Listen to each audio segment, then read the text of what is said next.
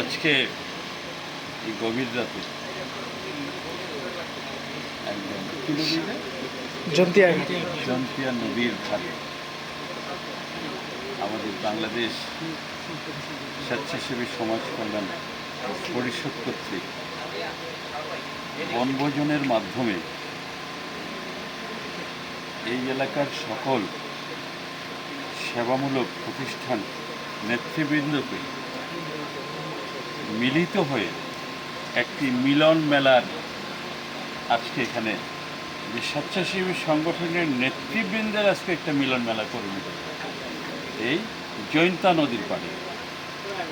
আজকে সকল নেতৃবৃন্দ আমি বলছি, আজকে কিন্তু যে তাসলিম বলতেছে প্রধান অতিথি, আজকে কোনো অতিথি নাই, আমরা সবাই সেবক, স্বেচ্ছাসেবক।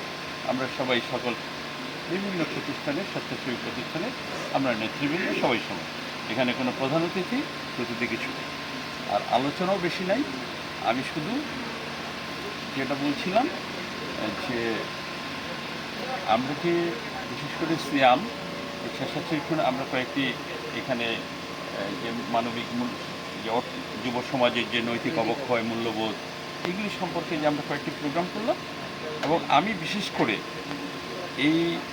এখানে এই ফুটবল খেলার অনুষ্ঠানে এসে আমি উপলব্ধি করলাম যে এই এলাকায় এত স্বেচ্ছাসেবী সংগঠন। আমি তখন বললাম যে ঠিক আছে, আমরা তো কয়েকদিন ধরে এই কাজ করলাম, আর তুমিও চলে যাবা, আর এখানে দেখতেছি যে অনেক স্বেচ্ছাসেবী সংগঠন, আমরা একটা পিকনিক খাই, সকলে একটু মত বিনিময় হোক, আমরা একটু আলোচনা করি। আলোচনাটা হচ্ছে যে আমরা এই যে আজকে কিন্তু একটা যুব সমাজটা একটা ক্লান্তিকাল চলছে, যুবকরা এই সময় সেবামূলক কাজে তারা মনোনিবেশ করছে, এটি আসলে একটা কঠিন সময়। এ কারণে আজকে এই ক্লান্তিকালে সামাজিক অবক্ষয়ে যুব সমাজ যখন একটি অন্ধকারের দিকে ধাবিত হচ্ছে, সেই সময়ে এই এলাকার যে সংগঠনের নেতৃবৃন্দ যুবকরা এরকম ভালো কাজের সাথে যারা সম্পৃক্ত হচ্ছে, ভালো চিন্তা করছে, ভালো কাজ করছে, আমি সকল সংগঠনের নেতৃবৃন্দকে আমার অন্তরের অন্তঃস্থল থেকে অভিনন্দন জানাই, ধন্যবাদ। আর আমি একটি রাজনৈতিক দলের সাথে সম্পৃক্ত, কিন্তু সত্য কথা বলি, আমি মনে করি যে বর্তমান সময়ের যে রাজনীতির যে সংস্কৃতি, রাজনীতি করে এখন আর মানুষের ভালো কিছু করা সম্ভব না। This is the reality. এখন রাজনীতি মানে যারা ছাত্রদল করে, যুবদল করে, ইতিপূর্বে যারা ছাত্রলীগ করছিল, যুবলীগ করছিল, বালুরঘাট ভাগাভাগি, লুটপাট, তারা পালাইছে। মানুষের যে আজকে যুবকদের যে প্রত্যাশা ছিল, সেই প্রত্যাশার জায়গায় আমরা আসতে পারি। আমি এটুকু উপলব্ধি করছি এই বর্তমান সময়ে যে আজকে অরাজনৈতিক সংগঠনগুলি যদি একত্রিত হতে পারে, আজকে যদি এই সংগঠন আজকে এই যুবকরা যদি আজকে এই চিন্তা দিয়ে, সেবা দিয়ে, কল্যাণ দিয়ে এবং সকলকে আজকে আমাদের তরুণ সমাজকে সচেতন করে গড়ে তুলে, তাহলে এই রাজনীতির যে দুর্যোগটা, এই রাজনীতির যে দুর্বৃত্তকে একমাত্র তারা ভেঙে দিতে পারে। আমাদেরকে সেই লক্ষ্যে কাজ করতে হবে। সেবাই হচ্ছে সবচেয়ে বড় কথা, আমরা যে সেবা করছি। তো আমি কিন্তু রাজনীতিতে আসি 1985 সালে, 84, আমি তখন ফার্স্ট ইয়ারে।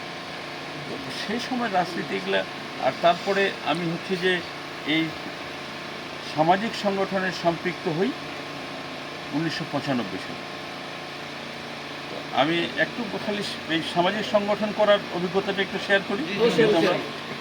খিদা লাগছে নাকি? আমাদের কাহারোলে, আমি তখন ইয়াং, কাহারোলের যে খাস পুকুরগুলি ছিল, মজা পুকুর, খাস পুকুরগুলি, অধিকাংশ বড় বড় পুকুর সব মজা অবস্থায়, সেগুলি আবাদযোগ্য ছিল না, চাষযোগ্য ছিল না। সেই চিন্তাটা আমার মাথায় আসে যে এগুলো সব সম্পদ, এত বড় বড় পুকুর, এই সম্পদগুলি অবহেলিত অবস্থায় পড়ে আছে। আরেকদিকে আমাদের যে যুবক, এরাও সম্পদ, এরাও আজকে চাকরি নাই, কর্ম নাই, এরাও অবহেলিত। আমরা যদি এই খাস পুকুরগুলি সংস্কার করে এই বেকার যুবকদেরকে সংগঠিত করে আমরা যদি এটাকে সংস্কার করি, আমরা যদি এটাকে আবাদযোগ্য করতে পারি, আমরা যদি এখান থেকে উৎপাদন করতে পারি, তাহলে আমরা স্বনির্ভর হব, দেশ স্বনির্ভর হবে। এই প্রথম আমি ওইখানে একটা যুব সংগঠন তৈরি করি এবং সকল যুবকদেরকে এই চিন্তা থেকে একত্রিত করি এবং একটি সমবায় সংগঠন তৈরি করি এবং এখানে বেশ কয়েকটি পুকুর, ওগুলো তো তখন ডাকও হইতো না, যেহেতু আবাদ হয় না, মজা, ওই মজার উপর বড় বড় পুকুর 4 একর 5 একর। তখন আমি কি করলাম, এই সকল যুবকদেরকে সংগঠিত করে আমিও নিজেও এই দাম কাটছি, দাম কেটে মাথায় তুলছি, মাথায় তুলে পুকুর পরিষ্কার করছি, সেইগুলি আমরা মাছ চাষ করছি সমবায় ভিত্তিক। আমরা এই 2-3 বছরের মধ্যে অনেক এই যুবকরা সকলকে স্বনির্ভর করে। এখান থেকে আমি একটা চিন্তা করলাম যে আমার 50 জন সদস্য ছিল, আমি তো আর্থিকভাবে একটু সচ্ছল ছিলাম। আমি চিন্তা করলাম যে আর্থিক অসচ্ছল কারা আছে, এরকম ছিল 20 জন। আমি তাদেরকে একটা সিস্টেম তৈরি করে দিলাম যে এই 5টা পুকুর আছে, তোমরা 20 জন, এখানে তোমরা চাষের যে শ্রম দেওয়া দরকার, দেখাশোনা, এটা তোমরা করবে। এইটার আবাদের পিছনে যত পুঁজি, যত কিছু, সব সংগঠন দিবে। এখান থেকে উৎপাদিত মাছের যে আমরা মূল্য হবে, সেখানকার যে মুনাফা, সেই মুনাফার, আমরা তো 50 জন সদস্য, সেখানকার হচ্ছে যে 60% তোমরা 20 জন হবে, আর 40% সংগঠনে আসবে, এইটারও তারা একটা ভাগ পাবে। আমার পরিকল্পনাটা ছিল যে তাদেরকে আমি আলাদা করে একটা সুফলভোগী করে তারা অর্থনৈতিকভাবে এগিয়ে আসুক আমাদের মধ্যে। তো দেখা গেল অনেকেই মজুর ছিল, ভ্যান চালাইতো, এরকম 20% ছিল। 3 বছরের মধ্যে তাদেরকে ওই সকল 20টা পরিবারকে আমি স্বাবলম্বী করতে পারছি। তাদেরকে আর ভ্যান চালাতে হবে, তাদেরকে আর মানুষের বাড়িতে কাজ করতে হবে। তারা ওই টাকা দিয়ে গরু কিনছে, তারা জমি বন্ধক নিছে, আবাদ করছে, চুক্তি নিছে। এটি কিন্তু এইভাবে করা হবে। তো যাই হোক, আজকে আমরা সকলেই যে সকলেই আলোচনার মাধ্যমে আমরা একে অপরের প্রতি যে আমরা মত বিনিময় প্রকাশ করলাম, এখান থেকে তোমাদের কাছেও আমি অনেক কিছু শিখলাম। সকলের কাছে অনেকের কিছু অনেক শেখার আছে, এবং এই কারণে বলা আছে যে এটা হাদিসও আছে যে দোলনা থেকে খবর পর্যন্ত মানুষের শেখার কোনো শেষ নেই। আমরা অনেকের কাছে অনেক কিছু শিখতে পারি। আজকে তোমাদের অনেক আলোচনার মাধ্যমে আমি অনেক কিছু শুনলাম, অনেক কিছু জানলাম। আমি অনেক আজকে অভিজ্ঞতা আমার হলো, আমি অনেকটা বুঝতে পারলাম। তো আগামী দিনে আমি আর কথা বাড়াবো না, যেহেতু অনেক রাত হচ্ছে। তো আমরা হচ্ছে যে এখানে যে 4-5টা সংগঠন আছে, এই 4-5টা সংগঠনের নিজ নিজ সংগঠন সকলেই কাজ করবে। এর বাইরে আমরা একটা ফোরাম করতে পারি, মাঝে মাঝে সকলে মিলে। আজকে যেমন বসলাম যে আমরা হয়তো 2 মাস 6 মাস, বছরে 1বার হোক, 2বার হোক, 3বার হোক, যে কে কীভাবে কাজ করছে আমরা তাহলে এইভাবে আরও ভালো, আমার মনে হয় যে ভালো করতে পারি। এবং এভাবে আজকে আমাদের কী নাম তোমার? লাইজুল ইসলাম। সে বলছে যে আমি যেহেতু আসলে এখন রাজনীতি, আমি বাস্তবতাটা বুঝতেছি, কিন্তু এখন আমার রাজনীতি থেকে সরে যাওয়াও সম্ভব না। বরং এখান থেকে আমাকে চেষ্টা করতে হবে ভালো করার। আমি সরে গেলে কিন্তু আরও খারাপ মানুষ চলে যাবে। আমি যদি আমার জায়গাটা ছেড়ে দিই তাহলে কিন্তু আরও খারাপ চলে যাবে। কাজে আমাকে চেষ্টা করতে হবে ভালো করার, একদিন না একদিন অবশ্যই আমি বিশ্বাস করি। তো আমরা বললো যে আমি এই যে উপজেলা ভাইস চেয়ারম্যান ছিলাম, উপজেলা পরিষদের চেয়ারম্যান ছিলাম, আমার কিন্তু চিন্তা চেতনাটাই হচ্ছে সেবামূলক। আমি এর আগে অনেকবার বলছি যে আমি যখন প্রথম ভাইস চেয়ারম্যান নির্বাচিত হই, এবং আমি বিএনপি, কারণ কিন্তু একটি হিন্দু অধ্যুষিত এলাকা। আমাকে যখন 9 সালে ভাইস চেয়ারম্যান নির্বাচিত হই, তখন আমাদের বেগম খালেদা জিয়া 13টা উপজেলায় যারা নির্বাচিত হয়েছিল সংবর্ধনা দিয়েছিল দিনাজপুর ইনস্টিটিউটে। তো ওখানে নজরুল ইসলাম খান আর মোয়াজ্জেম হোসেন আলো আসছিল। তো আলোচনা শেষে সবার সঙ্গে পরিচয় হচ্ছে, নজরুল ইসলাম খান যখন আমার সাথে হ্যান্ডশেক করলো, আমারে বললো যে তুমি কোন উপজেলা? আমি বললাম যে আমি কাহারোল। বলছে কও কি, ওটা তো হিন্দুস্তান, ওইখানে তুমি বিএনপি থেকে কীভাবে নির্বাচিত হই? হ্যাঁ, তো আমি সব সময় সেবা এবং অসাম্প্রদায়িক। আমি কাহারোল উপজেলায় যেমন সামাজিক সকল সংগঠনের সেবামূলক সংগঠনের সদস্য, আবার অসাম্প্রদায়িক চেতনা নিয়ে বিবেকানন্দ শিক্ষা সংস্কৃতি পরিষদ একটা সংগঠন আছে, খুব ভালো সংগঠন, সেইটারও আমি প্রধান উপদেষ্টা। এবং বিবেকানন্দ বলছে যে বিবাদ নয় সহায়তা, বিনাশ নয় পরস্পরের ভাবগ্রহণ, মতবিরোধ নয় সমন্বয় এবং শান্তি। আমরা বিবাদ করতে চাই না, আমরা এই মতভেদের মাধ্যমে আমরা সমন্বয় করব এবং সমন্বয়ের মাধ্যমে সমাজ এবং পরিবার শান্তি প্রতিষ্ঠা হবে।